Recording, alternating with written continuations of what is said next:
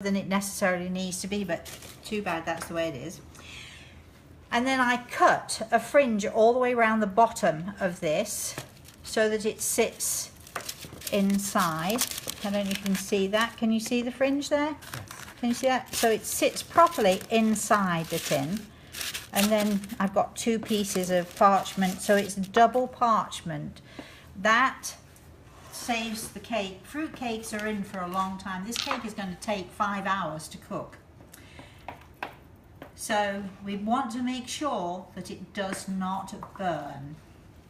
While I'm thinking about that, it occurs to me I haven't put the oven on of all the things that I should do. So I'm going to now put the oven on. And the oven is going to go on at 335.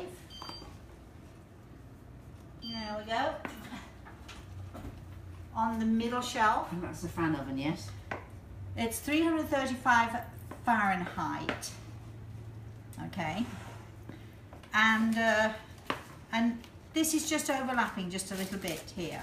So when the cake goes in, this will go, you know, it'll sort of all go in nicely. Okay? There you go. Thank you very much. And now we start to put the cake in. Okay. It's a little bit heavy.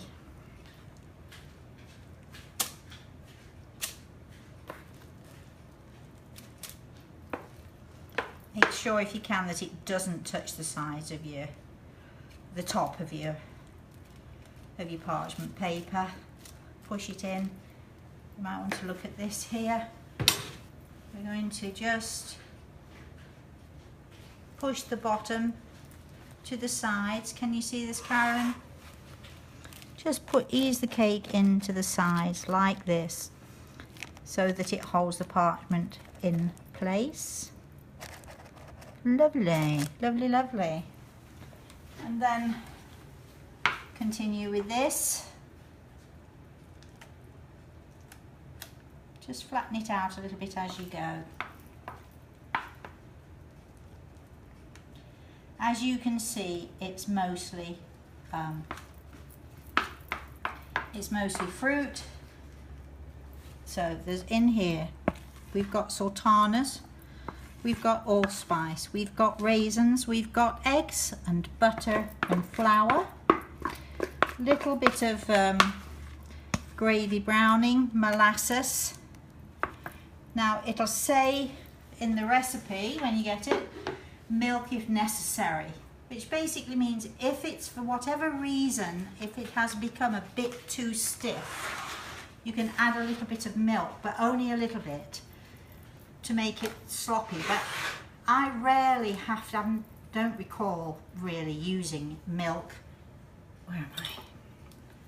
And now, because I'm excessively anal about making sure I've got every scrap of this cake out, I'm going to scrape the sides of this. So you may want to now put it on pause, Carolyn, and we'll be right back with you as soon as I've done this. The oven is on and it's on 335. We can't miss a drop. You need a good spatula, a nice bendy spatula for this. Are we on? Are we? Yes? I didn't know you'd pause. So you want a good bendy spatula. All right then. Now, you'll see in a minute, I think I've pretty much got everything out. It's just that when I look and I see bits of streaky stuff in there, I think to myself, that's another bite for somebody. But anyway, I think we're good. And for the sake of the camera, I think we'll stop now. I've got sticky fingers. All right, so now this is what we're going to do next, is to, there we go. Let me bring all this, it's messy, I know it's messy, but still. And I'm going to, first of all, I'm going to smooth the cake and push the cake in around the edges, like so. So to make sure it's, you know, nice and pushed in nicely. Then I'm going to smooth it. So it's nice and smooth on the top, like so. Like this. Now, with fruit cakes, and especially with Christmas cakes, when I come to decorate this cake, I want a nice flat top. See that wonderful cherry sitting on the top there? You've no idea how tempted I am to put my fingers in there and just plug it out, but I won't. All right, so when we're decorating regular cakes, sponge cakes or other kinds of cakes, there's, you know, we'll often, if we want a flat top, we'll often just slice the top off the cake. We don't want to do that with our Christmas cake because we don't want to miss any bites of it. So what I'm going to do, and you can do this with regular cakes as well, what I'm going to do is, but always with a Christmas cake, I'm going to make sure it's not going to rise up too much because there's too much fruit in here, but it will rise somewhat. So I'm going to make a depression in the center, just a slight depression in the center there, so that, can you see that? It means barely any depression whatsoever. And because the fruit is heavy, the mixture is heavy, it will stay like this and it will cook like this. And as it does rise a little bit, what you'll find is that that hole will fill up and you'll have a really nice flat cake. So there's a little depression right in there. And again, look at me. See, I did warn you, I've got, you know, some issue with everything just looking perfect and being perfect there. Okay, all right then, so we've got the nice depression in there, and this, do you see how easy and simple and quick this is to make? Once you've measured all your ingredients, it's so quick and easy to do. I'm just going to rinse my hands. Carolyn, why don't you show them a nice close-up of that cake?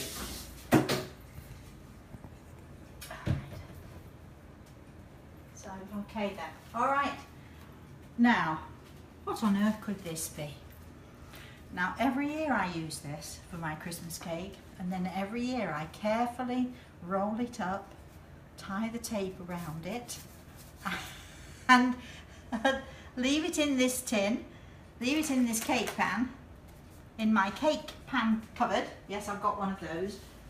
And you can leave it, you know, leave it in there in my baking cupboard, because again, I did warn you, everything has to be in its place. And this is simply a roll of brown paper, just good heavy brown paper. And I'm now going to put it around the outside. Yes, I know, Carolyn's looking at me. You're thinking, what is she doing? Putting it. Yes, why don't you do that? I usually have to do this all by myself, but why don't you just hold it there? Making sure that the brown paper goes to the bottom and it goes all the way around the outside of the cake. It's just regular brown paper, sort of fairly thickish, not the flimsy fine stuff. Like a paper bag at the grocery store? Anything like that would work, yeah. Or just get a roll of brown paper, it's cheap enough.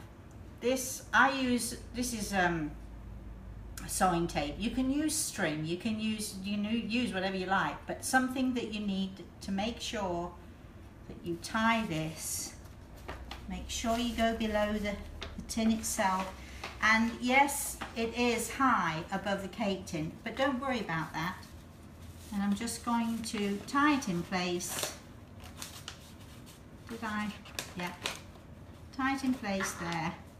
Put a little knot in. Oops. Well, I would tie it in place if only I could get to it. Little knot in there, like so, like that, there. And then there is my cake, my Christmas cake.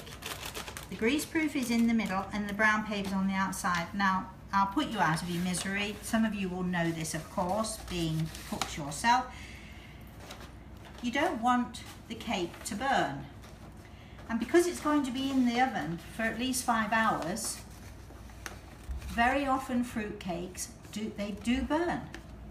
So you have to make sure that they don't. So this double greaseproof, well actually it's greaseproof parchment, double parchment paper or greaseproof paper, And brown paper on the outside prevents the cake from burning, and it also ensures that the cake cooks really nicely and beautifully and evenly.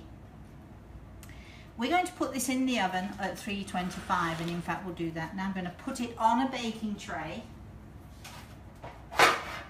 One of my big trusty baking trays. This cake pan does have a removable bottom, a lid that comes out. I forgot to say that to you. So it's a spring form? No, this one isn't. It's just got a bottom that lifts out, but you could use spring form. You can use anything you like. Which is also important that you fan the paper, fit the paper in the bottom of the pan, because any you know, little holes, you don't want anything leaking through the pan. All right, so this now is, okay, this is what your cake should look like. All right. Brown paper, slightly depressed in the centre, on a tray. Madeline, Yeah. would you open the oven door for me, please? I can do that. I don't know if you noticed, but my sister's wearing a Union Jack apron flag. Ta-da! And I'm going to put this in right there. And there we are. In about half an hour to 3/4 of an hour, let me make sure that I put my timer on. So let's put it on for 30 minutes. And that was 3:35, right? 335 for about 40 to 45 minutes. The recipe's in the book, or we can send it to you if you email me. We'll certainly let you have a copy of it. And that goes in for about 30 to 35, 40 minutes. And then we turn the oven down to 220 something. So we're turning it, we're reducing it. We're reducing the temperature, and we shall leave it in then for 4 hours. And your kitchen will smell divine. Madeline, do you want to come? Look, Madeline's wearing, my sister, Madeline is wearing the British flag apron, which I often wear. And look what I'm wearing my Christmas apron. This is my grandson, with the Christmas lights all around him, and my daughter had this made for me especially, but as it's Christmas, I think, as we're making a Christmas cake, I thought, well, why not? And so, that is a Christmas cake. Now, as we go along, there'll be 2 parts to this thing. I'll bring it out, 3 parts to this actually, because when it's cooked, when it's cooled and cooked, I'm going to spike all across the bottom. And yes, you did notice the brandy bottle, didn't you? And we're going to feed the cake once a week with brandy. We'll make another video and I'll show you how to do that. We're going to do that once a week for at least 6 to 8 weeks. What happens is the brandy, you don't put a whole bottle in, you just put maybe 1 ounce to 1.5 ounces in every time, but you pierce the bottom of the cake to feed the cake. Then what happens is the brandy soaks into the cake, and it soaks into that delicious fruit, the raisins, the sultanas, the cherries.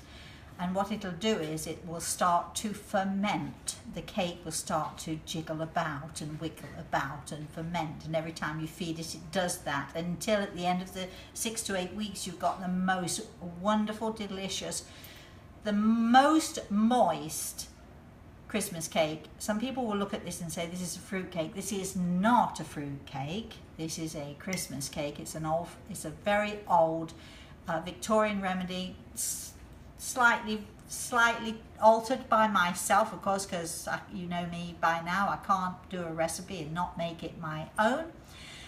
If you want to put candied peel in the cake, you can do that. If you want to put almonds in it, you can do that. You can do anything at all, but I can't eat nuts, so no nuts go in my cake. So we're going to make a little video and show you